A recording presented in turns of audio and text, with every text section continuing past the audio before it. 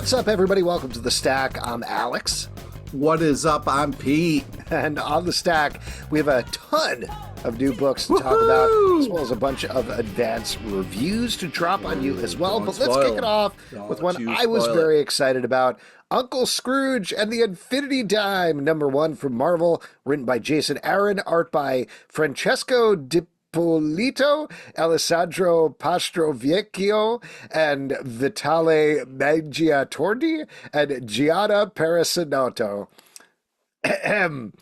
This is Jason Aaron taking on Uncle Scrooge, who he calls the greatest adventure hero of all time. Unironically, he loves Uncle Scrooge, and this is pitting Uncle Scrooge against his multiversal opposite with a team of Uncle Scrooges and other surprises throughout the issue as they try to track down the missing lucky dime that has been taken.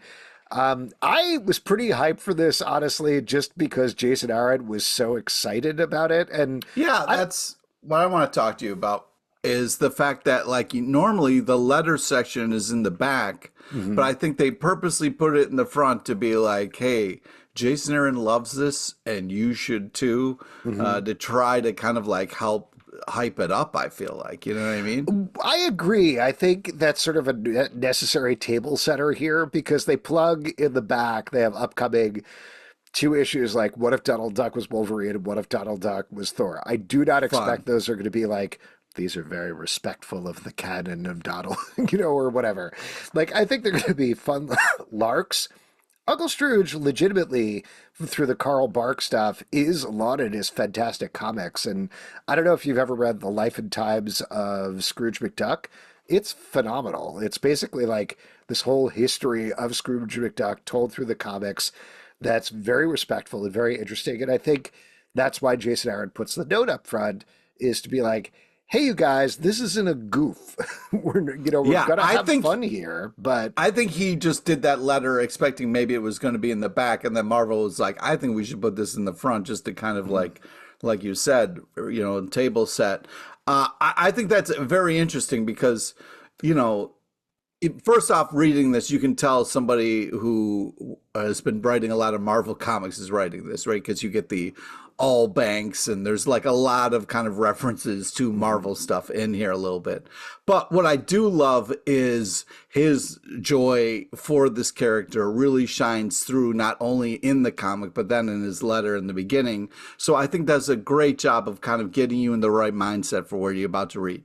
Because for me, I love DuckTales. I loved, as a kid, Scrooge was one of the first comics I picked up. Like Hot Stuff was my, actual first, and then Scrooge. But there is a lot to this character. You know what I mean? He's been through a lot, and so I think it's a great job of like not just saying Jason Aaron's writing Scrooge and here, you know what I mean? Like they really kind of showcase not only how great this and universal this character can be or has been through the kind of years, but the passion jumps off the page.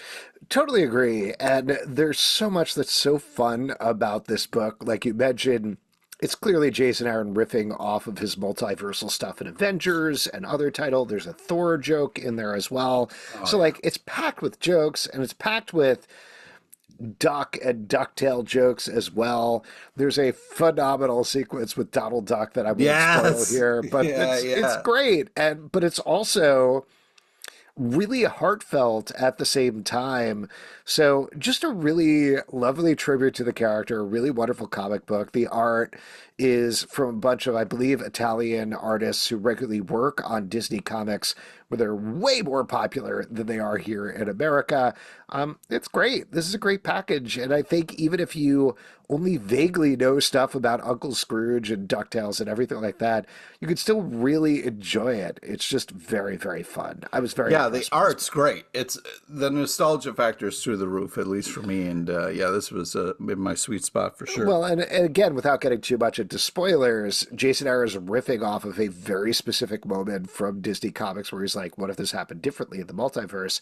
And they include that Carl Barks comic in the back, which is also very cool. You're getting a full comic and then another comic on top of that. It's a bonus. Yeah. Yeah, great stuff. Yeah. Moving on to something new that's also a little old. Destro, #1 from Image Comics and Skybound, written by Dan Waters, art by Andrei Bressan. We are continuing the Energon universe here, focusing on the arms dealer Destro, who, when we last left him in the Cobra Commander mini, had made a tentative alliance there where he was going to provide him with weapons. We continue to follow that here as Destro. This happens right at the beginning, so I don't think it's much of a spoiler, but takes over a sovereign nation and then proceeds to hold his own arms fair there. Things go predictably wrong as they go. Pete, you're the big G.I. Joe Cobra fan in the podcast. What'd you think of this? Yeah, first off, badass cover, although the nose seems a little weird, but I felt like this is really cool, seeing Destro, the Bats, you got the Crimson Guards, Crimson Twins, yeah, Tomax and Zaymont, like this is just awesome, and it seems like maybe the starts of the origin of the Baroness, I'm not sure, but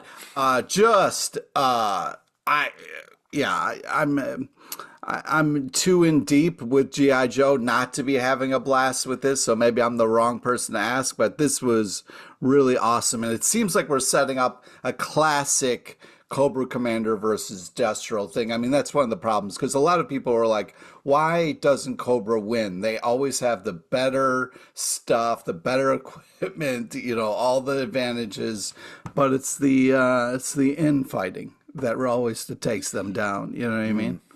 I have a question for you, and a rare bit of not making fun of you over G.I. Joe. This is a legitimate question. What's the deal with Destro's face? Is his face silver, or is he wearing a mask, or what's going on there? Yeah, so it's well, I don't know if it's different here, but it's supposed to be just a mask. Very expressive mask. Yeah. So it's not like a Rorschach situation, but it could be in. Maybe they changed it up a little bit, but yeah, you're right. It was, and there's also a lot of, they do mention, what's weird is there is that one line where they're like, yeah, these bats, if they see a face and, the two people are talking don't really have faces, they have masks. So it's an interesting kind of thing of like, they might be the only survivors. So could be. Two things that I'll mention that I really liked about this book. I think, unless this is already present in G.I. Joe and I have no idea, I think Dan Waters is doing a good job of building up some mythology around Destro, which I thought was interesting in terms of his family and his history. That as somebody who looks at it and like, why are there two guys with silver masks on this Cobra team? I don't understand what's happening here. Finding differences for them is very helpful for me as a relatively new reader. And Andrei Bressan, I just love his art from all the stuff that he's done with Joshua Williamson. And just the characterizations and the battle scenes are really great here throughout. So good stuff. Yeah, Next up. Oh, yeah, go ahead. Yeah, just to kind of, because we don't really know much about Destro. From the cartoon and stuff like that. So this is kind of an interesting, it's the most I've kind of learned about Destro. So kind of a cool to get this much, he talks about his family and stuff, which is something we've never really gotten before. So pretty cool. Batman 149 from DC Comics, written by Chip Zdarsky, art by Michele Bandini and Steve Lieber. In this issue, and I will get into spoilers for this, but pick it up after the Batman of Zur-En-Arrh was inhabiting Failsafe. He created a clone of Bruce Wayne that he dressed as his Robin.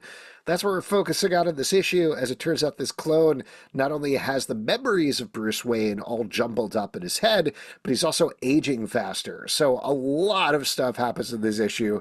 Big seismic changes for Batman and the Bat family. But ultimately, again, spoiler warning here, but this is essentially a way of Batman, who is trying to be more open and working with his family and not doing the, no, I've got to do this alone Batman thing, to literally and figuratively bury himself by the end of the issue, like say goodbye to the old me. And I thought that was very nice, like taking an issue and focus on that. There's some other weird things that happened here that I'm sure we can talk about, but good issue. Well done. Yeah, I think that this is, in the live show that we do, we talked a little bit about like kind of like memorable, emotional stuff. And to me, the stuff that always gets me about Batman is when he finally kind of lets his guard down and lets his family in, and those kind of like moments where he leads with his heart and kind of shows his true kind of love that he has for people. And this is a very sweet issue where he's building a home for his family, and all are welcome. And it's actually very touching. I loved it. I'm a sucker for this kind of stuff. But yeah, I thought it was really cool the way he was like, yeah, you can fucking keep my house. I'm building my own, and it just I really love this. One thing I wanted to talk to you about is. Is it about how hands work, or no, not about how hands work. We can talk about that though. So we've seen a lot of different versions of Bruce Wayne and stuff over the years, but I don't know. But the way Bruce is drawn in this doesn't feel like Bruce Wayne. Is it just me? It just feels the look of him is. It's typical kind of stuff, but it's also just a little bit off, and I can't. Can I don't make know a why suggestion? I'm not connecting. Yeah. Is it that he's smiling and having a nice time? No, I don't think that's it. But I could see why you would say that. I could see why you would say that.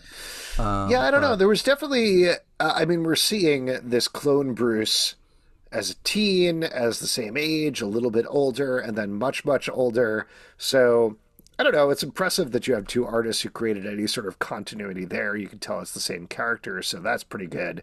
I don't know that I had a problem there, but... Okay. Let me ask you this, though. So I just want to see if I can get this right. How do hands work? Nope. No, we can go back to that, though. Okay. So Bruce decided that he should have contingency plans for everything. So maybe one of those contingency plans was an evil robot version of himself that then became alive and then made human clones of Bruce. Yeah, that's been the past, 30 or 40 issues, I think. So yeah, help me because this all came together in this kind of issue here, and what Chip Zdarsky has been slowly building. First, he introduced Falsate, who is a robot that Batman, specifically the Batman of Zur-En-Arr, created in case Batman ever goes too far. And Batman of Zur-En-Arr, we all know, is... Batman of Zur-En-Arr is the partitioned personality that Batman created under the training of a guy that I'm literally forgetting the name of, that he trained with back in the day. Not Ra's al Ghul, but another guy who trained both him and the Joker to create partitioned personalities in their brain. Batman of Zur-En-Arr is the personality who comes out who's more extreme than Batman, but is without the humanity. Batman of Zur-En-Arr created Failsafe, a robot to stop Batman if he ever went too far and killed somebody. Batman accidentally, if I remember correctly, leads to the death of somebody, which activates Failsafe. He only barely beats Failsafe, but ultimately, after a trip through the multiverse, the Batman of Zur-En-Arr overtakes Batman's personality along with other multiversal Batman of Zur-En-Arrs.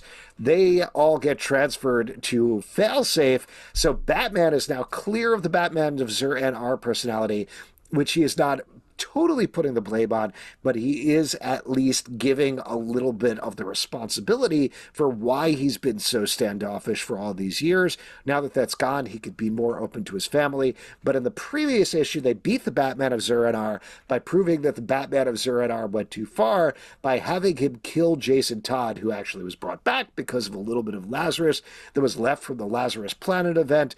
And there's none left. That's the last bit of Lazarus until they decide to bring it back again. And ultimately, the Batman of Zur-En-Arr was purged by Failsafe, who left. We will next see Failsafe at the Absolute Power event, which is kicking off starting later this month, as well as going into Batman 150, so he's not gone. The Batman of Zur-En-Arr, as far as we know, is gone, but Batman of Zur-En-Arr, to get back to your original correction, created a younger clone of Bruce Wayne that he implanted with Bruce Wayne's memories, similar to how he was the memories implanted into Failsafe, but aged up that clone so he could get to fighting age quickly, dressed it as a Robin, and that's what we saw, and that's the end of the issue. Hope that explained everything. Well, that was very enjoyable, at least for me. So I hope other people enjoyed it as much as I did. That was a lot of fun. And also, how do hands work? So the thing that happens in this issue is the Batman clone, when he ages up to about the same age as Bruce Wayne, I forgot to mention when he was in the multiverse, had his head cut off and put a robot hand on, and that's what he's had as sort of like a visual reminder of his failure there. The clone is like, hey guys, I chopped off my hand and put it in a liquid so you could just sew it back onto Batman. And the way everybody treats it, that's the thing that's wild to me, where everybody's like, hey Bruce, we had like a little bit of an incident. Just a little bit of an incident. I don't know how to tell you about this. And then presumably they sew his hand back on, but everybody is like very nonplussed about this. Yeah, it's kind of crazy because it's like it's this moment where it's like Batman's dad and he comes home too early and the kids are like still mid mess. They've like trashed the place, but instead of like making a mess in the kitchen, they've accidentally cut off a dude's hand, and then Batman's like, oh cool, I'll just use this and just put this on my hand. Yeah, which is I'll just put this on my necrotic flesh that clearly is on my wrist. Anyway, good issue. We spent a lot of time on this, so why don't we move on? We have a lot I have more, but I guess all right. No. We have so many comics to get through today. Yeah. Doctor Who, the 15th Doctor, #1 from Titan Comics, written once again by Dan Waters, art by Kelsey Ramsay. This is kicking off of the new series of Doctor Who, starring Millie Gibson and Nishuda Gatwa. I know, as usual, you don't watch Doctor Who. That's fine. I'm always very curious to hear what you think about these things. In this, we have the Doctor and his companion head to a shopping mall at the end of the world and find out there's a bunch of weird, terrifying things there that are going on. I will say, as a Doctor Who fan who has been really enjoying the new season, I really like this a lot. I thought this was a good, very different sort of thing than what we're getting in the show, while still channeling the voices of the characters. I also thought it was very accessible, but I could be wrong. Pete, over to you. Well, first off, if you're gonna make as the resident Douglas Adams fan, if you're gonna make a Douglas Adams reference, lean into it. You know what I mean? I wanted more, restaurant at the end of the universe references here, if that's what we were going for. First off, yeah, I love it. Evil Mall, the future, cool. I do agree that this is accessible and fun. And I think I very much got kind of pulled into this cool world. It's kind of hilarious. And I know this is a joke of Doctor Who, where you have the TARDIS, outside shot, and then inside it's just like a whole mall in itself, which is fun. But it's kind of like, why show the outside and then go? It's just kind of that's a fun the whole bit, joke. It's bigger on the inside. Everybody says it every time. Good art as well. I really like the creature designs throughout here without getting too much into spoilers, but you can tell from the cover they're encountering maybe the Cybermen, who are a classic Doctor Who villain in here. Classic. I think they're always kind of silly. They're silly Borg-style robots, but it's all right. Let me ask you something. When I saw the little girl kind of like hiding in the, the futuristic corner there, I got Aliens vibes. Any of that happening with you? Okay. Just making sure that. Come on. Yeah, man. Come on. We gonna go see Aliens Romulus together? I would love to. We'll meet halfway between the two of us. Sounds good. Okay. Yeah. Let's turn to an advance review. Free Agents #1. This is out July 3rd, 2024, from Image Comics, written by Kurt Busiek and Fabian Nicieza, art by Stephen Mooney. This is about a team of, multiversal superheroes who are caught in a big war, caught in a crisis-type situation. Their war is done. No, this is all in the concept of the synopsis. And they come down to Earth, are trying to live their lives, and they find that they might get sucked back into that conflict by the end of the day. I was really surprised how this went. I was expecting another satirical riff like Blood Squad 7 or Local Man, those things that we've seen from Image Comics a lot that are like, yeah, it's young blood, but it's not really young blood. This, per Kurt Busiek's usual like world building, and this is not to sideswipe Fabian Nicieza at all, he's always like, I've created 10 new, very distinct superheroes for you to read about that you instantly know exactly who they are. So, very interesting situation, goes in some surprising directions, and great art from Stephen Mooney. Yeah, I agree. I feel like this isn't out till July, so I feel like you spoiled too much of it. But it's some all really in the description. It's all in the description. I worry you're walking that line and Never. Anyways, epic panels. I mean, you've got a legendary team working on this. Great amount of action, fast paced. They do such a good job of kind of creating this world and pulling you in quickly. I love the little kind of like action card kind of like, name, power set, that kind of stuff. I'm a sucker for that kind of fun. I'm excited to see what happens and where this goes. The Sensational She-Hulk, #9 from Marvel, written by Rowell, art by Andrés Genolet. Sensational She-Hulk. Sensational. Did I say it like that? As Sally sells she-show. It's a hard title to say. Yeah, that's probably why it got canceled, Pete. Oh, don't say that. Don't put that on the title. I didn't. I didn't mean it. Unfortunately, this title has been canceled. We kind of knew it was coming, but next issue is the last issue. We are getting a mini arc to wrap things up as Jen deals with the relationship with Jack of Hearts, also potentially joining the Avengers. One of the greatest relationships in comics. Mm-hmm. I'm so bummed this is ending because this is a perfect comic book from the art perspective, from the writing perspective. It's great. Yes, I completely agree. This is a hilarious, amazing comic from top to bottom, just so thoughtful and artistic and beautiful and well thought out. It makes me very sad to see that this is ending. Love the tone, the style of this comic. I just the will they won't they of this relationship, and then when they are going well, you're still a little worried. They do such a great job with this and take such great care of their characters, and then have such a fun mix of characters. She has the Punch Club, which is just such a fun.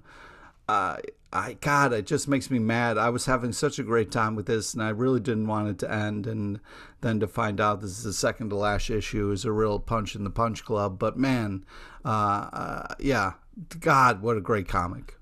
Thank you for this team that did it for as long as they could. And I'm sorry that the sales weren't good enough to keep it going, because God damn, it's glorious. Totally agree.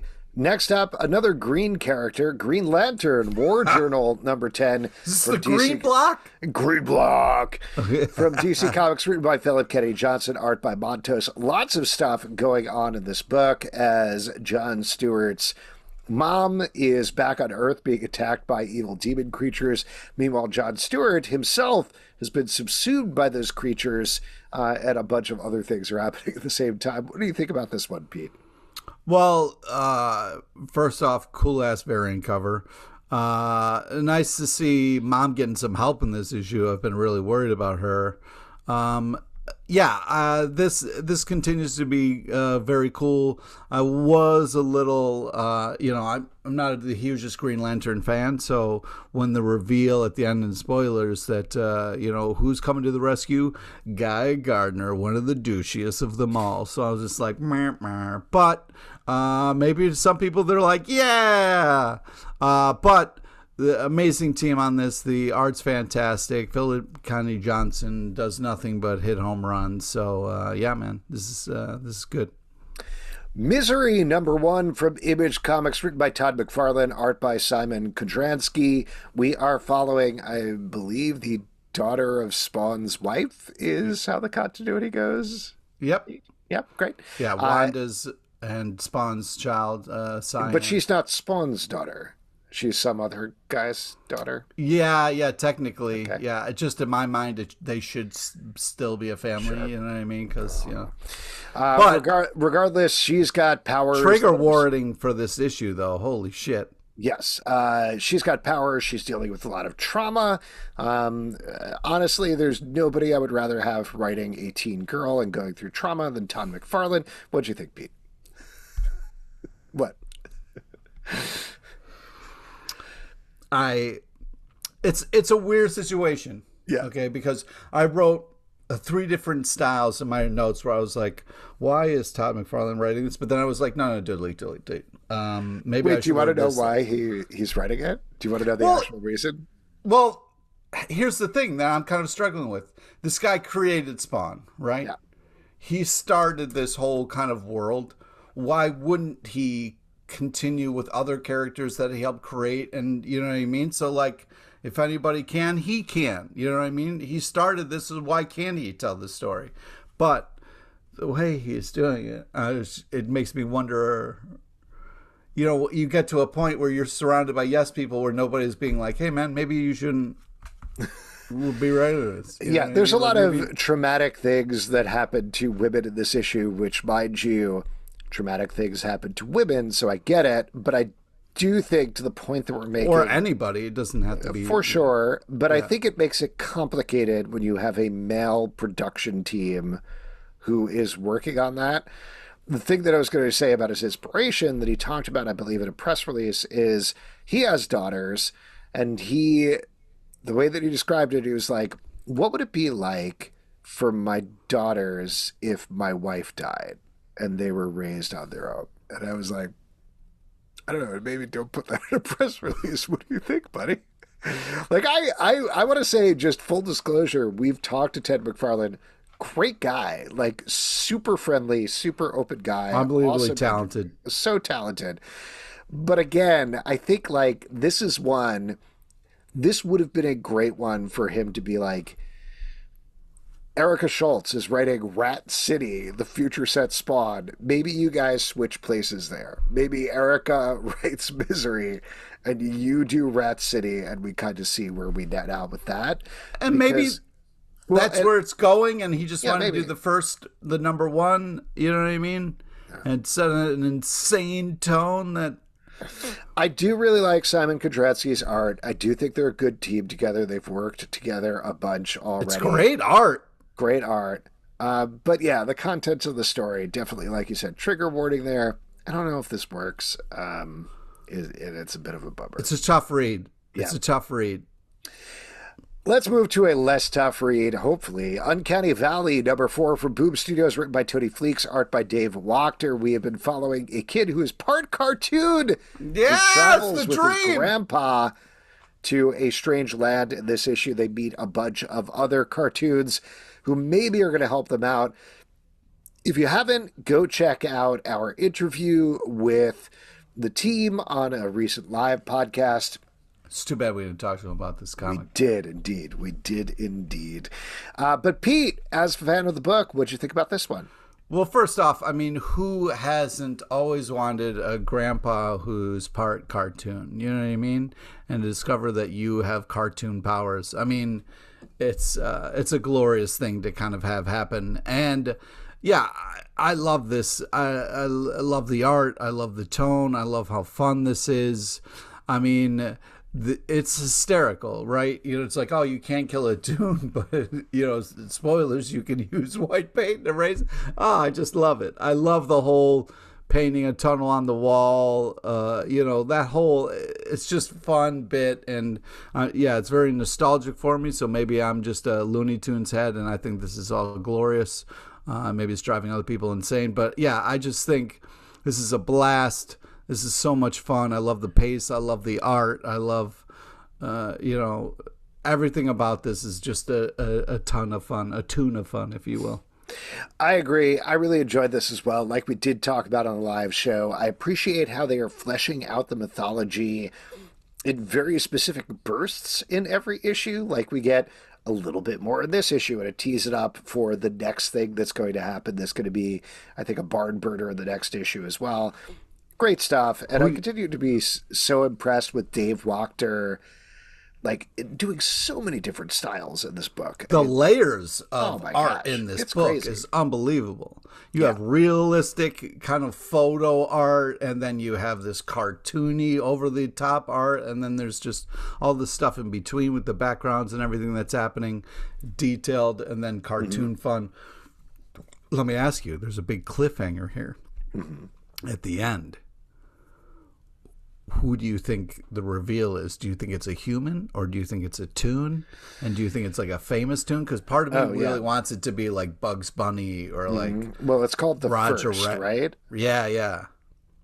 I mean, what was the actual first tune? Because I feel like Mickey Mouse, wasn't it? that was my thought, is like maybe they'll do Steamboat Willie now that Steamboat Willie is in public domain, which would be wild.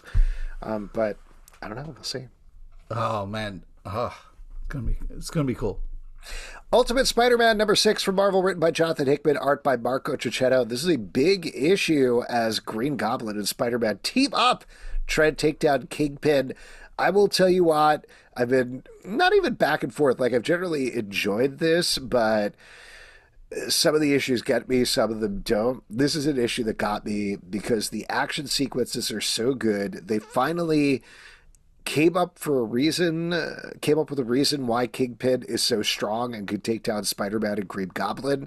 And the way, excuse my French here, the way that Spider-Man and Green Goblin get their asses handed to them by the Kingpin of this issue is awesome as well. Plus, I just love the emotional focus of Peter gets discovered by any other members of his family, to treat that lightly, and just it really changes the dynamic here. So it's this interesting mix of classic Brian Michael Bendis style decompression storytelling where we're slowly building up the origin of Spider-Man, but at the same time, there's so many big things that happen in this issue. It's really, really nicely based. But it's not Bendis, it's Hickman. No, I'm just saying, like, I think that's kind of what Hickman is doing here. Well, he's like, yeah, Ultimate Spider-Man was the first Ultimate book, so I'm going to go for the same decompression here, but do it, like, a little different. Like, tweak it a little bit. I think it's interesting because he has to kind of, what I liked about it is trying to explain yourself to your kids, right? This thing of like, and I'm not saying it like I have kids, but I'm just saying that like. But you're constantly trying to explain yourself to kids. All the time. They're like, excuse me, sir, why are you doing this? And I'm like, I'm beating up this person for a real legit reason, kid. And Spider-Man's the bad guy in this, and he tries to talk his way around it numerous times. Like even him and the Goblin he's like, we're breaking and entering, man. This is illegal. I don't do bad things. And he's the bad guy in this. And then trying to say to his kids later, like, yeah, I broke into Kingpin's house, but he's a bad person. Didn't fly. Like, it's an interesting take to kind of have him be doing bad things. I love the Kingpin being like, I'm so surprised. Look how surprised I am. You fell right in my trap, you dumbass. It was, that part was very enjoyable. I do think it's interesting enough the way we're kind of playing with the origin story in this to kind of keep it fresh, because let's face it, between the animated stuff and all the comics, we've seen different versions of this origin story, I would say, an infinite number of times. So to have something that feels fresh and kind of hits is really impressive at this point. Nightwing #115 from DC Comics, written by Tom Taylor, art by Bruno Redondo. We're continuing the Fallen Grayson arc, which is the final arc of this team's run on the title. Oh, man, Heartless, I don't like all this final stuff. No, I'm sorry. It's all ending. Also, life is ending. What? I know. Heartless is coming straight for Nightwing, and some big stuff goes down in this issue. I don't know what more we can say about this series other than don't spoil it. It's really good. Yeah, it's really good. I wrote down, oh shit, this is crazy. I mean, yeah, and I don't want to spoil it, but man, great. Fantastic art, unbelievable story. The twists that happen in this are glorious, and Nightwing has been such a staple, such a solid pull for so long. I'm sad to see this team go, but hopefully whoever's coming in next will really take it and run with it. The Writer, #1 from Dark Horse Comics, written by Josh Gad and the Berkowitz brothers, art by Ariel Olivetti. This is following a down-on-luck writer, per the title, who may or may not look a little bit like Josh Gad, who finds out he has magical It's definitely writing. Josh, guys. What are you talking about? I don't know. It's a 2D creation. It's exactly Josh Gad. I mean, I'm not sure. It's an original creation called The Writer. Okay, so I have a lot of questions. Ooh, yeah. What's up? Okay, so since you're an expert here, I'm Jewish. Is that what you're getting at? Yeah. I knew it. There's a lot of like really cool stuff in here about the Jewish religion. Yep. I'm just All wondering. accurate. Go ahead. Is it? Yeah, rabbis do all of that stuff. They fight people in diners. You can create magic with words, and that's that. Man, you just sold me on Judaism. Convert, right there. Man. Convert. Yeah, wow. Convert, bitch. Oh, now I don't want to. I was so in, No, and that's now I'm a out. typical Jewish thing to say. Rabbis are, you've seen those guys, the Hasidic guys on the street who come up to you and they're like, oh my God. Bitch. They're super aggressive. Yeah. Like, are you Jewish? It's like, Yeah. I don't know Well, how to to be fair, they're super aggressive until you're like, leave me alone. And then they're like, no problem. Unless you are actually Jewish like me, in which case they will follow you down the street and be like, tefillin? You want to wrap tefillin? Tefillin? You want to wrap some? And I'm like, please, I need to pick up my son. What does that school. mean? There's basically like a little version of the Torah, which is the Bible, you would call it the Old Testament, that is in a little box that you wrap up in a very specific way on your arm as part of prayer. Oh, wow. Yeah. There's arm prayers. That's cool. Prayers, yes. Wow. How about the part where he's eating? Do you do that as well? We eat a lot of stuff. But he's eating latkes. No. He's eating parchment to give him powers. Yeah, all the time. We constantly are eating parchment, us Jews. How about that stuff about covering the mirrors? Is that true?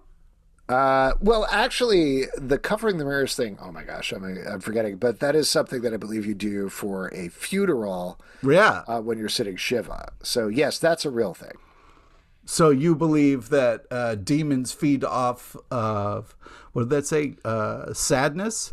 I don't know where the mirror covering thing comes from, because there's not a lot of, like, there's no hell, really, in the Jewish religion. There's different sects that believe different things, but there's, as far as I understood it, at least basically in the Torah, the only afterlife is everybody goes to, I think I probably talked about this on the podcast before, but everybody goes to the same gray valley after they die. And the whole point there is if you were the worst person in the world or the best person in the world, it doesn't matter. You end up in the same place. There is that afterlife, but it's more about like, hey, you should do good things on earth because you want to do good things to other people, not because of some eventual reward. Yeah. Yeah. So that's how that works. I don't know how demons or anything tie into that, to be honest. But there is Jewish mysticism, which is called Kabbalah, and that's a little bit what this book is using. I don't know if you've heard the story of the Golem. The Golem predated Frankenstein. That was a being of clay who was animated by a Hebrew letter that was put on his forehead. So that's a very classic Kabbalah story. I don't know, just mentioning. Oh, cool. I thought maybe that's where they got the Mortal Kombat character, Cabal, you know? Maybe. Probably not. Okay. He was Jewish, though, and also Blanca is Jewish. Nice! Yeah, this is great. Actually, now that I think about it, most of the Street Fighter characters are Jewish. Ah! Yeah, you can tell during their finishing moves. Did we review this comic? I'm not 100% sure. I think to talk about the comic a little bit more, this was fun, action-packed, very creative. I love the mom being like, my coffee is fine, bitch. That was hysterical. And then I have in my notes, ask Zelba questions. So there you go. I hope I answered them in some fashion. Yeah. All the things we didn't do last night. This is another advanced review out July 3rd, Don't spoil 2024 from Image Comics by Maria Lovett. We can kind of spoil this because it was already in the Image Comics 30th anniversary anthology, I believe. So it already came out. She's also talked about how this is about a thief and an assassin who end up on a date together. It was part of a larger thing that she was planning that maybe she will do, potentially if this sells well enough. I thought this was very charming. Gets a little sexy at points, to be honest. Yeah, you can't read this in public. You can't read this in public, as you could expect from a Maria Lovett book. But I really enjoyed this, and I do hope she fleshes this out more. The ideas that she talks about at the end, I think, are very, very fun. But this is like a classic Mr. and Mrs. Smith adult-style rom-com setup, and I think they played it very well. Okay, that's a take. I would sum Pete, this up. I wrote down in my notes questions for Pete about how rom-coms work. Okay, great. I have down in my notes that two assholes meet and then start a relationship. That's usually how it works. Well, I think I don't know. 50% of relationships, at least. Well, I'm looking for, and this is just how I read in comics. I'm looking for someone to root for, someone that I'm like, oh, I see myself in that. You know what I mean? You have somebody who's pretending to work at a job to steal from that job, right? So I'm like, oh, I'm not on her side. No, she's not there. She's fed up with the job. She's not pretending to be there. She's fed up with the job. So she's doing like a, I'm going to take one back for myself type thing. And the assassin guy, he's just doing his job. He's just killing people. Oh, okay. No bigs. Cool. Great art as usual from Maria Lovett. I mean, the art's unbelievable. It's great. I would say definitely pick it up. I really enjoyed this as a one-shot, and I do hope there's more. Let's move on to our Blood Block. Yes. Blood Hunt's happening. Vampires have taken over the Marvel Universe. We're gonna work it on down from the ones that are like most continuity driven to the ones that are most outside of continuity is the way we're gonna go. So we got 4 titles to talk about today. Kicking off with Doctor Strange, number 16 from Marvel, written by Jed MacKay, art by Pasquale Ferry. In this issue, we are following Doctor Strange's evil brother, who is a ghost who has been hiding behind a mirror. The whole time. Meanwhile, Doctor Strange has been turned into a vampire, but his corpse is empty as Doctor Strange's ghost, astral projection, I guess, wanders around and does some other things. So Wong is left alone to fight back against the evil brother who has taken over Doctor Strange's vampire body. Great stuff. Love, like, I don't know, Die Hard and the Sanctum Sanctorium, can we say? All right. Yeah, I mean, this was great. I love this. I love all the action, fun twists and turns. Art rocks. Yeah, I think this is just kind of a blast. It's kind of goofy enough or weird enough for a Doctor Strange book. And yeah, I'm a huge fan of Wong. So anytime you get a little Wong action, then it's all good. Can't go wrong with that. Dracula, I'm sorry. I shouldn't have said that. That was bad.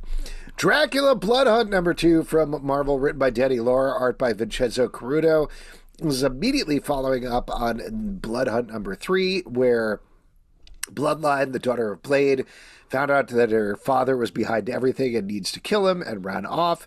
In this issue, she is having a tete-a-tete with Daredevil before Dracula ultimately finds her. It is surprising this is called Dracula Blood Hunt because he is very much not the main character of this. Right, but he is in it. He is in it. This could also be Daredevil Blood Hunt then, or Human Man Blood Hunt, I guess, by that note. There's a human man somewhere. I really like the Daredevil stuff in particular. Yeah. That was surprisingly heartfelt as he coaches Bloodline through being a hero and how hard it is. Great choices there. Good stuff. And I think Daredevil's the perfect person for that kind of talk. You know what I mean? I kind of wish he went to Foggy first, but I do think that you wish Bloodline, the daughter of Blade, went to Foggy instead of Daredevil? To have a talk about life? Yeah, because Daredevil's... We're in the middle. I might need to kill my dad. Gotta find this regular human lawyer. Oh, how fucking dare you? Okay? I'm talking about having a heart-to-heart with somebody about making tough decisions and what you're willing to do for friends and family. You go to fucking Foggy. You don't go to Daredevil, who'll turn his back on people at the fucking drop of a stick. All right? I think that this was a beautiful moment, and Daredevil did a great job with Bloodline, and it was really kind of cool stuff. But I also think, like, you know, he talk the talk, but he doesn't really walk the walk a little bit. So, but yeah, I think that this was really cool. I also liked how Dracula's not really the bad guy in this a little bit. You know what I mean? He's kind of like, yo, we got to do this thing that you don't want to do, but like, I'll be patient with you while we're kind of about to do it. But yeah, well, when we talk about Wolverine, we'll get into it a little bit more. But yeah, it's something doesn't add up here, you know. And I'm glad she's not like with Blade. You mean? Yeah, with Blade being, you know, the bad guy. Yeah, there's something they're waiting to reveal, and I don't know when they're going to reveal it because we're pretty close to the end of this event. Yeah, and it's kind of like, hey, it would be nice to kind of get some answers, as Wolverine says. We'll see. Black Panther Blood Hunt #2 from Marvel. Excuse me, written by Cheryl Lynn Eaton, art by Farhad Karami. In this issue, Black Panther is doing some stuff. He's working with the gods. I love the gods bit that we get in this comic. There is so much going on in this book. We got some Moon Knight Khonshu stuff. We've got some Namor Atlantean stuff. We have some stuff going on at Wakanda. We have vampire stuff. I wish this was simpler. I wish this was... There's too much going on. I thought it was a nice kind of check-in with how everybody feels about it. You know what I mean? You were like, hey, I wonder what the gods think about all this. You get to find out. You know what I mean? You're like, man, you know, what are the Atlanteans thinking about this? You know what I mean? That's the kind of spoiler at the end there. Sorry. But, like, I do think that, first off, art is unbelievable. Yeah, I think that this is cool kind of explanation of where people are on what this blood hunt means, you know? I guess, and I know this is me backseat writing a little bit, so it's not fair, but same issue as with the first issue of this book, that, like... You're saying issues too many times. I know, I did. I have issues with that. Black Panther... being turned into a vampire and forced to invade Wakanda, that's enough of a concept. That's all you need for this book. The idea that reading this book and being like, Black Panther has been turned into a vampire. He's invading Wakanda. Where does he end up at the end of issue 2? Why, of course, making out with a god and then at the bottom of the sea. You know what I'm talking about. That to me feels like we've taken too many steps. We've gone too far from the concept of what this. Yeah, but under the sea, you know, a lot of stuff goes down. Sea. Yes. Yeah, that's what I said. I just think it's one of those things where, first off, it's completely just all night, all the time. So I want to know what Khonshu thinks about this. Like, is he pumped because he's like a moon god? Yeah, like, if I'm reading Black Panther Blood Hunt, a book about Black Panther being turned into a vampire, you know what I want to know? What Khonshu, the moon god, thinks about the bottom of the ocean. And then you're thinking, well, what about Bast? You know what I mean? Like, okay, also, you know, Big Mouth Billy Bass, is that who you're talking about? Yeah. Yeah. And then also you're wondering, like, okay, if he's a vampire and then this other god thinks that he's attractive, you know, and she's like, well, I'll give you a little taste of god blood. You know what I mean? Give you a little, first one's free, guy. Well, here's another thing. He's Black Panther, right? Which is like a big cat. Cats don't like the water. Oh, my God. So think about that. Big cat stuff. Oh, I'm sorry. I forgot you were anti my big cat agenda. Let's talk about another big cat in the Marvel Universe. Wolverine, of course. Blood Hunt #2 from Marvel, written by Tom Waltz, art by Juan Jose Rip. Wolverine, as usual, is off dealing with its own thing. In this case, Maverick, his old buddy from the Weapon Plus days, I want to say is what they were called. Anyway, he's been turned into a vampire, and there's other vampires, and he's trying to kill Wolverine. Mostly this is a showcase for Juan Jose Rip getting to go hog wild on a bunch of vampire action sequences. Pete, I know you love this one, so take it away. Yeah, first off, badass cover.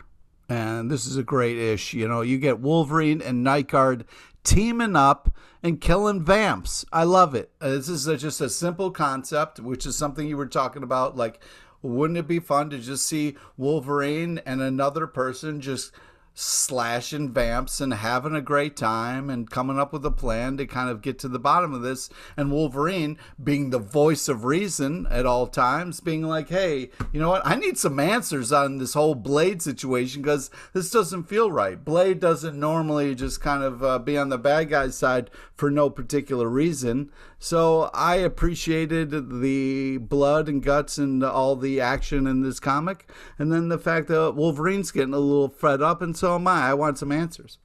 Yep. See what happens. We have like 2 more months of this blood hunt thing. Let's move on to non-blood block stuff with Man's Best. Still kind of a blood block, though. You know what I mean? It is a little bit. Man's Best number 4 from Boob Studios, written by Pornsak Pichashot, art by Jesse Lonergan. We're following 3 animals traversing a sci-fi landscape to try to find their captain. They do in this issue, but it all goes horribly wrong. Oh, Pete, man. Another one that you loved, so take it away. Yeah, love the cover, love the art style. I mean, it's worth it for the art alone. Drink. These panels, the actions, it's all just so well done, artistically put together. I mean, this should be held up and is an artistic achievement because it is. It brings you into this really creative world in such a cool and impressive way. There's a lot of twists and turns, and then your heart gets broken at the end. You know what I mean? It's Old Yeller all over again, but in reverse. I agree. The art is gorgeous in here in particular. I love the designs.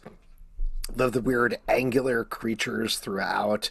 And like you said, heartbreaking ending. Wonder Woman number 10 from DC Comics, written by Tom King, art by Daniel Sempere and Belen Ortega.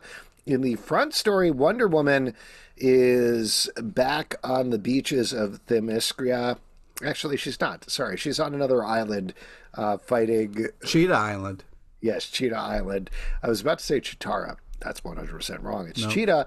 And this is Tom King getting a chance to really explore their relationship. Does such a smart job of it because what he textually digs into here is the idea that, like, why is Cheetah Wonder Woman's main villain? What makes her a main villain? And that's what that whole part of the issue is about. Meanwhile, the Wonder Girls, or other Wonder Woman, whatever you want to call them, are exploring the invisible jet in a very funny and fun way. Hilarious. It was so good. And with all the tension and emotion and danger that's happening in this book, I love that they're taking time for comedy at the same time with the invisible jet stuff, as well as the backup story with Trinity, which is just a banger every single time. Yeah, it's adorable as hell. And then fun kind of reveal at the end that I won't spoil. But I can't say enough about this Cheetah Wonder Woman relationship that they set up here. Just such a great idea and well explored. You know, this idea that, you know, someone can be full of rage and then it not bother the other person. You know what I mean? They know what they're about. They see them. They are like, hey, you know what? It's cool. You know, I'll sit here, let you freak out. And then once you're kind of done, let's talk. And it's just, it shows how Wonder Woman, you know, understands Cheetah, understands what she's going through. And it's really impressive. I was very, I just thought it was just so sweet and so well done. And then, like you said, the mix with the humor. It's unbelievable art. It's fantastic action. It's great storytelling. It's a real kind of look into these characters in a way that we don't always see. And there's been so many Wonder Woman stories over the years, but this is just such a touching telling of another Wonder Woman story, and I think one that should be kind of held up because it's really impressive. Yeah, this is great stuff. I do want to ask you a question. Do you feel like, and this is getting into spoilers, but there is a moment where Wonder Woman is like, no, I love you. So they're definitely pushing on the idea that a lot of fans have felt that there is something romantic between Cheetah and Diana. Do you feel like they pulled back from it at all? Like, do you feel like they could have pushed it further, I guess, is my main question. Yeah, but I like where they put it because, there's different kinds of love. And I almost feel like pushing that relationship is, I mean, it's cool to explore and, could be a great, interesting story. But I also think it's interesting that someone can just have love for somebody and for who they are and love them as a friend, love them as a foe, love them whatever. You know what I mean? It doesn't have to be romantic. And I think that that's also very special and unique. You know what I mean? So I kind of like where they stopped it. Where like, you could read into it and be like, oh man, could this be a romantic relationship? But I think that stopping it short is also really kind of cool because it doesn't have to be, Yeah. All right. Fairly said. The Oddly Pedestrian Life of Christopher Chaos, number 10 from Dark Horse Comics. Written by Tate Brombal, art by Isaac Goodhart. In this issue, our main character, our title character, has really tried to figure out what kind of monster he is because he's hanging out with this monster club. There's a great structure of this issue. I love the structure of this issue where we get to see 3 different points of Christopher Chaos throughout the issue as he delves further into pushing his own monsterdom, but we don't know how they fit in yet. And so we check in through various chapters as well as various side stories. Really well done. This might be my favorite single issue of the series. I thought this was great. Wow. Yeah, I mean, that's impressive to me just because there have been some really impressive issues leading up to this. But yeah, I agree with you. The structure that they use, the kind of storytelling, does such a great job of kind of solidifying this idea, and it's beautifully executed. I can't say enough about the art of this, and I think this is definitely worth checking out. These 10 issues have been really solid and impressive exploration of characters. Amazing Spider-Man number 52 from Marvel, written by Zeb Wells, art by Ed McGuinness and Todd Knock. Boy, there's a lot of stuff going on in this issue as Spider-Man, who is a goblin, is fighting Chasm. Also, there's a Green Goblin. Also, there's a Sinister Six, and other things are happening. I feel like I'm like, I don't know, what is the sports metaphor for a 50% ratio on hitting? Is it a batting five? It's not batting 500. It's batting like 250, right? 250, yeah. Yeah, I feel like this title is battling 250 at this point because every issue I'm like, okay, got it back on track. And then we have an issue like this where I'm like, can we please stop talking about this spear? I am so tired of this spear that is full of Norman Osborn's sins, and we have to either stab Norman Osborn with or not stab Norman Osborn with. It's so much. And in this issue also, Kraven hiding in the shadows and be like, oh God, the spear, what's happening with Spider-Man? Oh no. This is another one that's not working for me, but I fully expect I will read the next issue and be like, we're back on track, baby. So I think this has kind of like a cool classic cover, which is great. And McGuinness's art, I mean, to me, it's worth it for the art alone. I mean, you can love or hate Rec Rack, but it's just one of those things where I'm a sucker for the big blocky character kind of stuff, and there's some amazing splash page I will say one thing that I liked is I was so surprised that they didn't say a name in this issue, but they're building up like a anti-Sinister Six squad that also has 6 members of like ragtag heroes.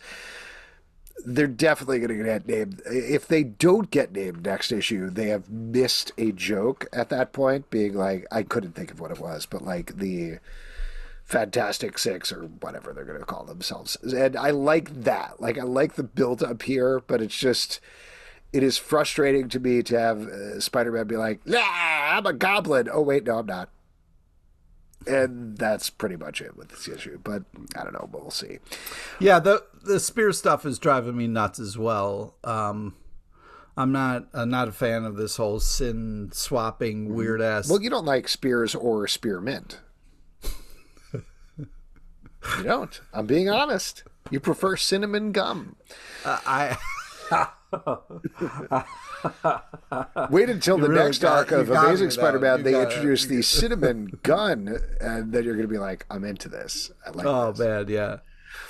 Redcoat, number 3 from Image Comics and Ghost Machine, written by Jeff Johns, art by Gary Frank. We are following a Redcoat who is immortal. He has been cursed, and he's teamed up with a young Albert Einstein. They are trying to find out information from Benedict Arnold, who you might be surprised to learn is not particularly helpful. I really like how this series is building, frankly. Like, I was okay with it at first. It's just kind of jokey and exposition filled, and Gary Frank's art is always really good. But like, oh wait, is it Brian Hitch actually? This is Brian Hitch. I wrote down the wrong name, I think. Regardless, maybe you can look that up. Brian Hitch, it is. It is Brian Hitch. Oh my gosh, Andrew I'm so sorry. Curry, yeah. Brad Anderson, yes. Rob Lee. So yes, it's Brian Hitch's art. Brian Hitch's art, always great. But this is the one where it really got going for me. I understood why Albert Einstein is there as the young kid who's helping him. I thought our main Redcoat character was very fun. This is basically like a trip through historical characters with a bunch of goops and superhero stuff. Bill and Ted's Excellent Adventure. Yeah. Yeah. So good times and good art. I had a good time reading this one. Yeah, not to be a broken record, but the splash pages and art is just so phenomenal. Do you know what it is? I'm not actually, a fan of... sorry, I was just going to say on that note, like, I think this is the first issue where they finally got the exposition out of the way, and Jeff Johns was able to be like, let Brian Hitch do his thing. Look at this. This is a double page splash of some dinosaur skeletons. Enjoy. And that's what you got to do with a Brian Hitch book, is just be like, we're going to blow shit up. Like, he's the Michael Bay of artists, and you can't. He is, though. He really is. I've never thought about it that way. That's interesting. And, like, there was so much going on in the first 2 issues. This is finally the issue where it's like, let's just be goofy and over the top.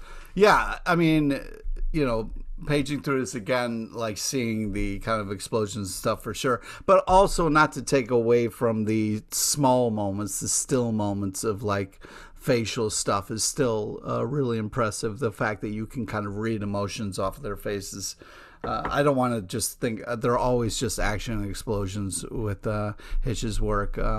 Also, the facial stuff is great. But yeah, this is fun. I mean, the giant beer stuff, and then the giant tree growing through the house and stuff is just glorious. I mean, this is stuff that I would want to kind of like put up on my wall and stuff. Is really quite beautiful. But yeah, it's just also weird because every time I'm like, man, fucking Redcoats. You know what I mean? Like, man. You don't support them? No, I'm anti. They have some good ideas. Good ideas Really? about taxation before representation. Okay, yeah, but after represent, I don't remember. I didn't go to school. It's just such a wasted tea. Titans number, spill that tea, girl. Titans number 12 from DC Comics, written by Tom Taylor, art by Lucas Meyer. We are continuing to follow the saga of Raven being evil and taken over by an evil opposite. But at the same time, we're getting a robot lady who loves the Titans. Very sad end to this issue, and very terrifying end to this issue as well. It is also, this side to the whole Titans thing is very interesting to me to see the end of Nightwing issues very specifically being like, you should read Titans as well, and giving a little preview there when no other title is doing that. I imagine this is pure speculation, but I imagine Nightwing is selling at a certain level because it's got Tom Taylor and Bruno Redondo on it, that they're like, hey, Titans is not selling at that level, but they are doing some big storytelling there. You should be reading that. And you should. Yeah, exactly. You should, because the storytelling is very good. It's very tense and terrifying. Tom Taylor's it's good glorious stuff. Yeah. First off, love the cover. I love this arc. It just also a great line that Raven has, where, spoilers, but it's like, I believe the Titans are going to hand you your ass, and I have a front row seat to it. I mean, that's just so badass. But it's heartbreaking. You got a robot fangirl, and you're kind of like, that's who I would be in this situation, and that breaks my heart. But yeah, I'm a huge fan of Tom Taylor's work. Lucas Meyer is just glorious. Even though every time I read that name, I wanted to say Oscar Mayer, but that's just my own stuff. You know what I mean? Yeah. Yeah. I wish I was a Lucas Meyer artist. Joy Operations number 2. Joy Operations 2 number 1. Excuse me. There we go. Yeah, geez. Figured it out. That was close. From Dark Horse Comics, written by Brian Michael Bendis, art by Stephen Byrne. This is picking up on the first Joy Operations series, which takes place in a future world where a woman has had another person put inside of her body and brain, and now they are living together. The government is trying to replicate the operation. It's not quite working, while other forces are arraying Fucking against government, them. man. This is the thing. Government out of my body, Yeah. Yeah, all right. We should not. Yeah. Not do that. Yeah, let's not do that. Okay. Yeah, there's a lot of different things going on and layers to this, as far as like somebody in your head and all that kinds of stuff, and thinking you are somebody else or whatever. But I do think that this, first off, artistically is amazing. Ton of action, a lot of great explosions and stuff going on here. But yeah, and I'm enjoying this, even though we're just getting started, but I'm liking what's happening here. Some badass, laser swords. I'm a sucker for laser swords. Yeah, love a good laser sword. The action sequences from Stephen Byrne are very nice. I will say, if you haven't read the first series, it's a bit of a steep climb. Like, they just throw you in the deep end here, not to mix metaphors. So I highly recommend checking out the first one before you check out this. But want to move on to Invincible Iron Man number 19 from Marvel, written by Jerry Duggan, art by Andrea DeVito. We are following War Machine, who is now out of prison and recruiting a bunch of villains to help fight against Orcus. I gotta say, this is just the nature of comic books, but it's wild to read, like, we gotta fight back against Orcus, when that's already done last month, and now we're in the Blood Hunt, baby. Like, we moved on to Blood Hunt. We're done with the whole Orcus thing. But great stuff, very fun bits with War Machine and his haircut that his armor gives him in particular. That's ridiculous. Good stuff with him and Tony as well. Really looking forward to the next issue, which I think is the last issue of the title, as they figure out what's next for the Emma Frost Tony Stark relationship. But solid stuff. Yeah, you got some fun classic villain stuff in here with Stiltman and, Sandman and the War Machine with the kind of old school armor where it's, the silver and black and stuff like that. So pretty cool looking stuff. Yeah. Let's move on to another advanced one, Witchblade number 1. This is the new version of Witchblade for 2024. I mean, you can't spoil it. It's Witchblade. Everybody knows what Witchblade is. She's like Blade, but she's a witch instead of a vampire. No? That's not what it is? No, it's not. Okay, then I guess I don't know. It is out July 17th, 2024 from Image Comics and Top Cow, written by Marguerite Bennett and art by Giuseppe Cafaro. This is a revamped origin for Witchblade. It's a new look at it. So you're still getting Sarah Pazzini is the Witchblade, but there's a new look, there's a new origin, there's a new take on it. Pete, I don't know if you were a Witchblade fan, but what did you think? Yeah. I'm a Ron Mars old school Witchblade fan for sure. So you also got the Mark Silvestri cover in there, so you feel right at home with the start of this. But yeah, I think that this is cool. I think it's very badass. Don't want to spoil anything, but classic last panel fun. Love the art. Yeah, I mean, it's weird to get a new origin story, but they keep it kind of the same. But they do kind of switch things up, so I don't want to spoil. But yeah, I like to think of Witchblade like when you get that, you like your favorite pair of shoes on, or it makes you feel stronger. You know what I mean? So it's kind of like that, but with jewelry, but more. You know what I mean? Yeah, no, I know what you mean. I like this. I thought they did a good job of making it so it exists on its own. Like you were saying, if you know Witchblade and you know what's going on, you're like, oh, it's that guy. I remember that guy. Yeah, I remember that guy. Oh, yeah, there we go. But it doesn't depend on that. It's telling its own story. There's an element of body horror going on here that I thought was very interesting that they layer throughout. There's some conspiracy elements. And probably the most important part, and probably the best reason for revamping this, is they revamped the costumes, so it's not like all her clothes got ripped off except for nipple coverings, which is like, oh, guys, come on, I will buy your comic if it's good. You don't need to do this. So they give her a more reasonable, I guess, costume, question mark? Yeah, question mark. Question mark. It's borderline. It's still borderline, but at the same time, like, I'm interested to follow this. I like a good Witchblade. I assume they're going to bring in the darkness at some point as well. Yeah, the darkness. So we'll see. Let Top Cow reinvent itself every couple of decades. That's pretty cool. iHeart Skull Crusher, number 4 from Boombox. Oh my gosh. Written by Josie Campbell, art by Alessio Zano. In this issue, our team of underdogs is becoming a team of overdogs, I gotta say. As they are winning part after part in the Screaming Death Ball tournament, ultimately coming to the finals with some big stuff going down. I thought this was a great issue. There's a little bit of romance. There's some danger. There's some intrigue. Great. I'm having a good time. I am having a great time with this. I love the anime style art. I love all the action. This continues to be such a fun read with cool characters and great storytelling. It's it's kind of like our version of a manga a little bit. And I think Boombox is doing such a great job with this. And it's impressive. Yeah. Add this Boombox title to your comic book box. What happened there? I don't know. I don't know what's happening to me. The One Hand, number 5 from Image Comics, written by Rob V, art by Lawrence Campbell.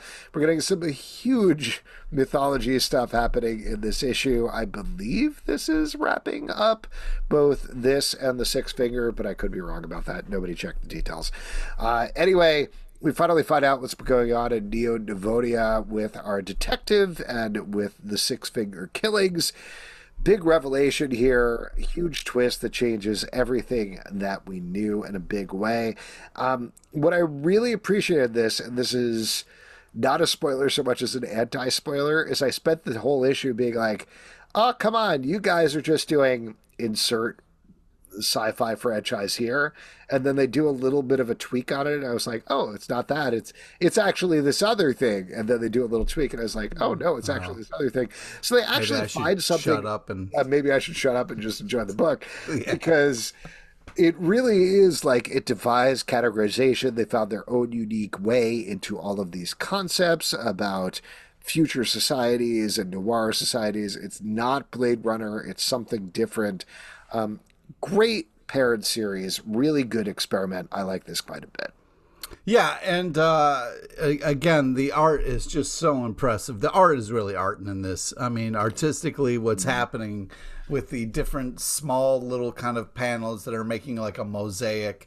It's so cool, so well done. If you have a fear of flying, this is not going to help you because some creepy shit that happens on planes in this. But man, I can't, just the dark colors and shading and the things that they kind of choose to highlight is just so cool and so impressive.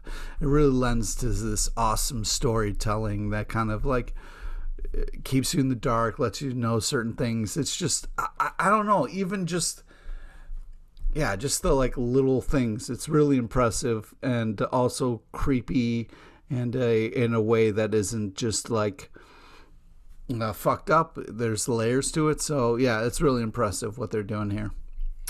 Captain Marvel, number 9 from Marvel, written by Alyssa Wong, art by Ruairi Coleman.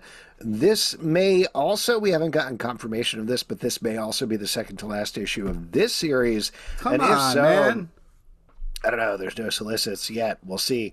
But that would be a huge number as well, because I've really enjoyed this story of Captain Marvel being bonded with a young thief. We get some romantic things happening here, some heartbreaking things happening here. This is the issue this week that made me out loud go, what? When a certain thing happened in here.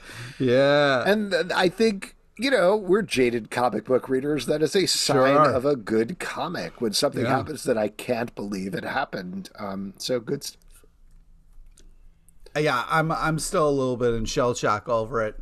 But yes, I agree completely. This is an awesome comic. I love the storytelling. I love the art. I love the relationships in this, and yeah, some fucked up shit goes down. You're gonna want to read this. You're gonna want to check this out because it's kind of crazy. Yeah, there's some real oh shit moments that kind of grab you by the chones. Let's move to another advanced review. The Pedestrian, number 1, out August 7th, 2024 from Magma, written by Joey Esposito, art by Sean Van Gorman. This almost defies categorization, this book. This takes place in a maybe medium-sized town, I want to say, small city, something like that, where there is, I wouldn't even call him a superhero, called the Pedestrian. It's just a guy who's dressed in a mostly white suit that does pedestrian style stuff. I love this book. This channels so many things that I like. It feels a little like Mike Allred Mad Men meets Twin Peaks meets... Oh. I don't even know what else. There were a couple of other things that I was thinking about when I was reading it that I'm not necessarily calling on mentally right now. But, man, love Sean Van Gorman's art on here. It's weird and off-putting, and I don't mean like, oh my God, it's so weird. I mean, like, it's purposefully eerie and uncomfortable as you're reading it. There's some great character things that happen throughout this book. You're meeting various characters in this town who interact with this pedestrian superhero character. Probably the most unique book that I've read in a very long time. Yeah. It almost reminds me of Ice Cream Man a little bit, and how creative and weird it is, and eerie. But it also reminds me, was it Watchmen? Where was that dude who just kind of like himself the slick dude who just like slid into the the storm drain. Yeah. That's exactly who it reminds me of, that, and the Freeze, who you see at baseball games. But it's just artistically super impressive. The panel work with the different kind of styles and different kinds of panels for the different kind of tempo that it sets. Yeah, this is really impressive, creatively, artistically, storytelling wise. It's super unique, super cool. Definitely worth kind of checking out if you're looking for something different and indie feeling. Yeah, this is awesome. And could I just mention, this doesn't mean anything to us, anybody who hasn't read the book, but like the Pedestrian, the superhero stuff that he does is like, I'm going to help you cross the street wordlessly or other things. One of the things that he does is he helps somebody park in a parking space. And today, while I was walking to pick up my son from school, pretty much right after I read this book, this lady was like, excuse me, can you help me move out of this parking space? And I spent like 10 minutes helping her just navigate being stuck on the curb. And I was like, I'm the Pedestrian. Oh, man. You know what image that I can't get out of my head is that hooded dude. Oh, yeah, just terrifying. Oh, my God, dude. Great, terrifying images. Like, again, if you're a fan of Mike Allred's work, if you're a fan of Twin Peaks or anything like that, Definitely do not miss this. I believe the final order cutoff for this is towards the beginning of July. So go to your comic book shop, tell them you want a copy of The Pedestrian, and they will order it for you. Well worth checking out. Great stuff. Archie Comics Judgment Day, #2 from Archie Comics, written by Aubrey Sitterson, art by Megan Hutchinson. We had them on the show, and I wish we had talked to them about this book. Yeah! We did talk to them about this book. Archie is in hell with the rest of the Riverdale gang and is I'm disappointed trying to hunt down demons. In this issue, we're getting to see a little bit of his relationship with Jughead, Betty, and Veronica as things get worse. Still really like this. Love Megan Hutchinson's messed up demon designs. Oh my God. Some of those demons, dude, are just so creepy. Oh, yeah. Oh my God. Yeah, this continues to be a lot of fun. Great art. Love the slasher horror kind of story take on this, and all the Riverdale characters. Like even just the opening of the door, it was like tense and creepy. You know what I mean? Like, oh man. Who's there? What's going on? You know what I mean? Oh, it's a pizza guy. Don't open the door. Classic, great stuff. Yeah, a really good book. House of Slaughter, #24 from Boom Studios, written by Tate Bromwell, art by Antonio Fuso.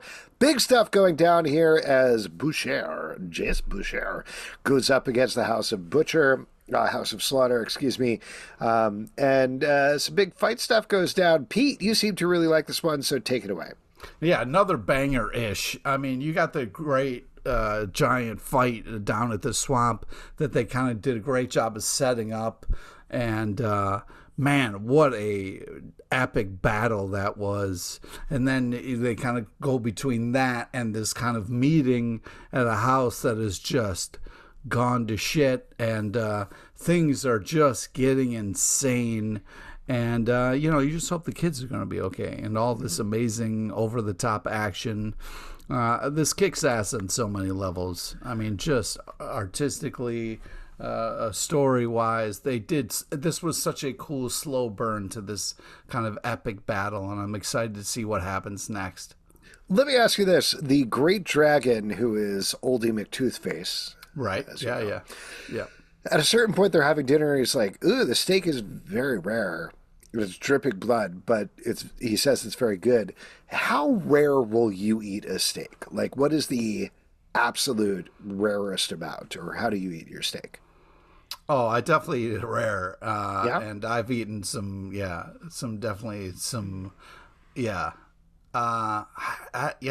don't. Sounds like you did something kind of messed up based on the way you're talking about it. No, I just remember the first time I was allowed to order the steak the way I wanted. You know what I mean? Okay. Yeah, because my dad, he loves to grill, but sometimes he, for safety reasons, wants to make sure the meat is cooked. So there's no, But, we were at a fancy restaurant one time, and I was like, I want it rare. And he was like, no, don't do it. And I was like, yeah. It was so rare. It was so great. Yeah, it was glorious. It's so funny, not to get too much into our dads, but my dad is a vegetarian. He's been a vegetarian for years. And we go over to their place, and he's like, I'm going to grill. And I'm like, please don't. and he does. Grill what, Dad? Yeah, and it's fine. Like, I'll eat whatever, but every single time he's like, to the burgers or whatever. And it was not until, I don't know, because I was a vegetarian for about 10 years, but I had only well-done meat up until college, and then I was a vegetarian for 10 years, and it wasn't until afterwards I was like, oh, okay. Oh, that's how you're supposed to have steak. All right, I get it now. Yeah. So yeah, but you still had hot truck, right? I mean, even though you're a vegetarian, you still did the Cornell hot truck, right? Just the pizza. Nothing with meat. My God. I had no meat. Dude, that's sacrilege, bro. Come on, dude. I used to have a go Seitan Philly back. cheesesteak at Oakenshields. Oh, wow. This is content for nobody. All right, why don't we move on? Sorry. We really... The Immortal Thor went so all right. far afield. The Immortal Thor, number 12 from Marvel, written by Al Ewing, art by Pinty. In this issue, Thor and a bunch of his siblings and allies are searching for the Uthgard Odin, and it's tying into Gods, a series that just ended at Marvel by Jonathan Hickman. I'm definitely trailing off here. The reason I'm trailing off here is, like, I like the Immortal Thor and I like the ambition of it. It is tough for me to read this book, divorce myself from the external thought of the Gods series. And one thing that struck me here is I think I would like this book more if Gods was bigger storytelling and it was broader storytelling, like if it felt like this backbone of the Marvel Universe. And it felt kind of unfair even as I was thinking this, but Gods, the book, was much more concerned with, like, yeah, all this cosmic stuff is happening, but we're very focused on this relationship between a man and a woman who are on opposite sides of the universe, and can they get together? Like, it was a small story with big trappings in the background.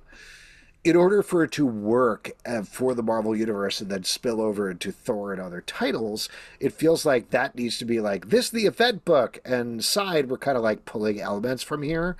So when I see the box in-betweeners boxes show up here, I still don't know what they are from reading 8 issues of Gods, and that is an impediment to getting into the story that Al Ewing is trying to tell in Thor. Okay. All right. Yeah, I think what you need to understand, Alex, is that long distance relationships are hard, okay, for everybody. Sure. Okay, whether you're a god, a superhero, a villain, whatever it may be, just a regular ass human, it is tough. And I'm glad that I always refer to myself as that, by the way, a regular ass human. Good. That's as you should. But I'm also here for the kind of tripped out, cool black and white Rubik's Cube looking backgrounds. You know what I mean? Mm-hmm. And just to ask, do you have a regulation ass or a non-regulation ass, Pete? Regulation ass, bro. Oh, I'm going to make you a shirt that says regulation ass, bro. And I'm going to do it, too. Helen of Wyndhorn, number 3 from Dark Horse Comics, written by Tom King, art by Bilquis Eve Lee. In the previous issue, Helen head off with her grandfather to a mystical world.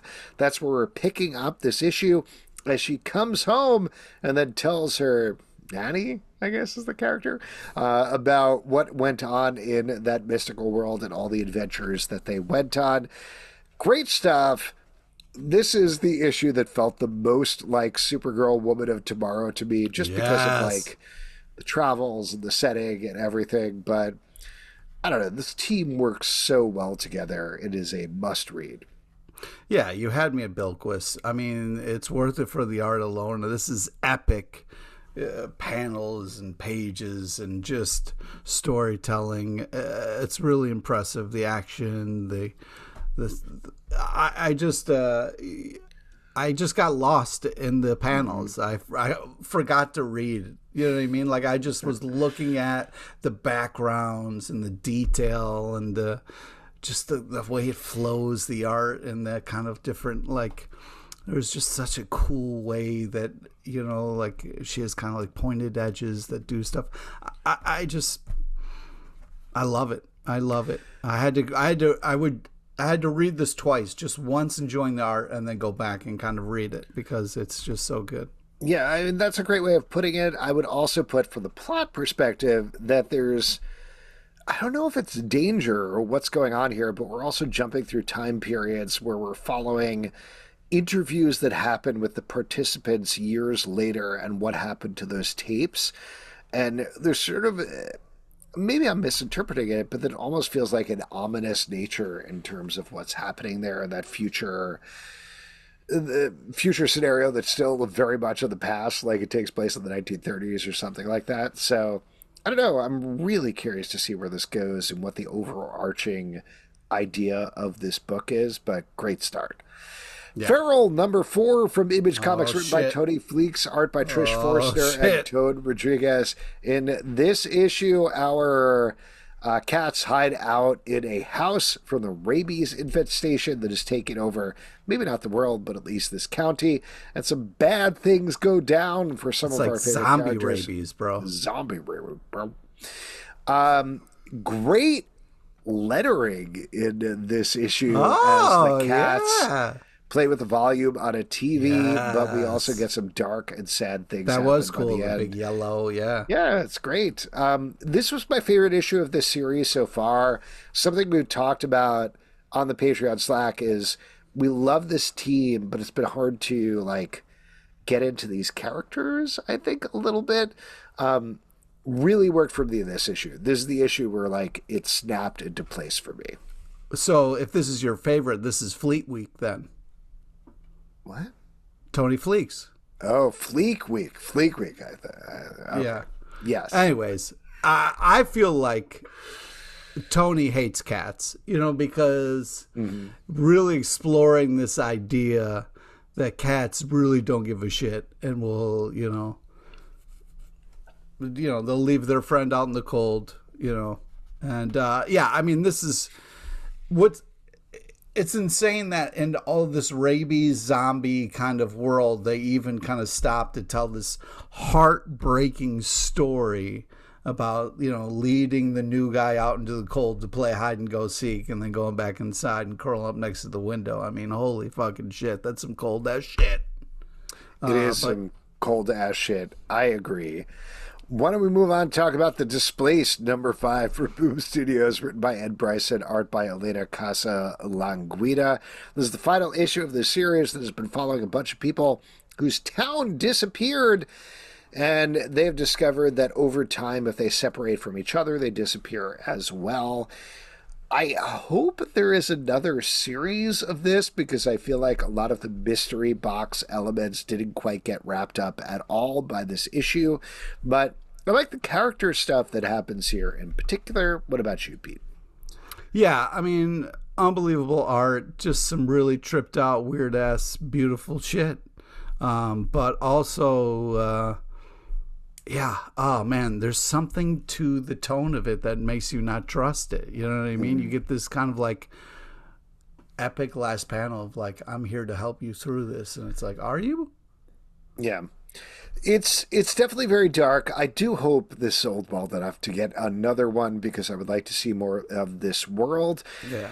A world that I say this complimentarily, I would like to see less of. The Butcher's Boy, #2 from Dark Horse Comics, by Landry Q. Walker and Panel Vaughn, art by Justin Greenwood. I say this because this book is so hardcore horror upsetting. It's about a group of, I don't even want to call them friends. They're loosely frenemies who go on a road trip together to a terrible town where they eat some burgers that infect them with horrible monsters and demons and fears and vomiting. And we're jumping back and forward in time as we're following how they got there. They all have very complicated relationships, some romantic, some friendship. First issue was absolute banger. This issue follows up on that really nicely. This is a very ominous, very upsetting horror series that I'm really enjoying. Pete, you're a scaredy cat. What do you think? Yeah, this is not in my wheelhouse. So this kind of, I'm not into this kind of horror. And then you're adding vomiting and shit. And I'm not into it. When you ate that rare steak that your dad didn't want you to eat, though, this happened, though, right? This was. God, I hope not. Okay. Oh man. Oh why? But I'm so into the boys that I was like, oh, the Butcher's Boys. This is gonna be. Oh no. This is no, different. Yeah, different thing. Different, this is really well worth checking out. Justin Greenwood's art is exaggerated, a little cartoony, but horrific when it needs to be. The tone of it is so creepy and weird. If you like horror stories and people killing others and all sorts of weird ass shit. You'll like this. Last but not least, let's talk about a book that was sent to us for review. Arc's Proxaman #1, written by R.J. Collins and Natalie Mala, art by Eric Owen. This is about a family living on a planet, I assume by themselves, and a weird human who seems to be infected with something else comes down. It's a little bit alien. It's a little bit... I mean, Prometheus is the same sort of thing, but it's a little bit that as well. A little bit Hellraiser with all the weird kind yes, good call. And this is a collective that I believe is devoted to hard sci-fi is what they're trying to do, like serious science fiction. That definitely comes through the book. I thought the art was really good, and the art in particular was gross in exactly the right way. What did you think, Pete? Yeah, this was gross and really fucked up. And, you have a responsibility as a parent to make sure that if you tell your kids, if you see somebody with pins sticking out of their heads, fucking don't address. You know what I mean? I always tell my kids, talk to strangers. Is that correct? No, that's wrong. That's wrong. You want to be. There's a fine line between polite and doing dumbass shit. And this kid is dumb as fuck, and it really got me mad. I don't know the difference, man. I guess I'll figure that out when I'm older and more mature. If you'd like to support this podcast and all the podcasts we do, patreon.com/Comic Book Club. Also, we do a live show every Tuesday night at 7 p.m. to Facebook and YouTube. Come hang out. We would love to talk to you about comic books. Apple, Spotify, Android, or the app of your choice to subscribe, listen, and follow the show at Comic Book Live on Twitter/X, Comic Book Club Live on TikTok and Instagram, comicbookclublive.com for this podcast and many more. Until next time, we'll see you at the Comic Book Club. Yeah. Hey, how do hands work?